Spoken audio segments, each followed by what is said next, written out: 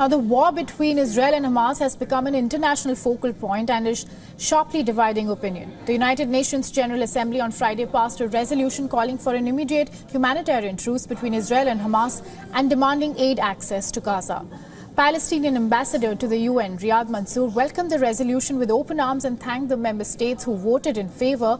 Mansour reiterated Palestine's call for an immediate humanitarian truce in Gaza. Today, the General Assembly declared that a call, stop the war and stop it now, send the humanitarian assistance now at scale, and also stop the ethnic cleansing and the killing and protect the Palestinians, protect the civilians. All these things were contained in this General Assembly resolution. Therefore, we will take it. The Security Council has to take it. Meanwhile, the new U.S. House Speaker Mike Johnson has spoken with Israeli Prime Minister Benjamin Netanyahu, expressing solidarity with Israel.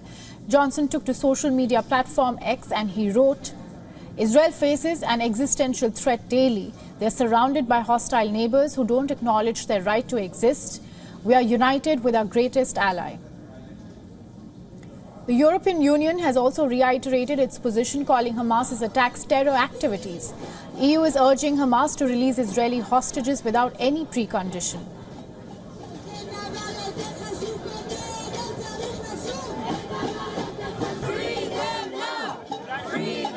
The EU's position is well known.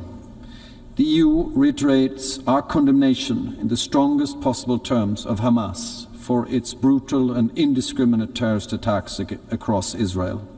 The use of civilians as human shields by Hamas is a particularly deplorable atrocity. The EU strongly emphasizes Israel's right to defend itself in line with international law and international humanitarian law.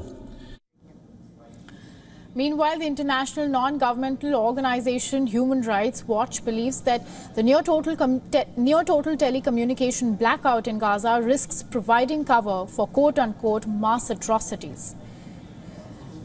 And as per the group's senior human rights researcher, information blackout risks providing cover for mass atrocities and also contributing to impunity for human rights violations.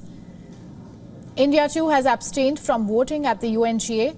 India's Deputy Permanent Representative Ambassador Yojna Patel said that the October 7 attacks are shocking and has called for an immediate ceasefire.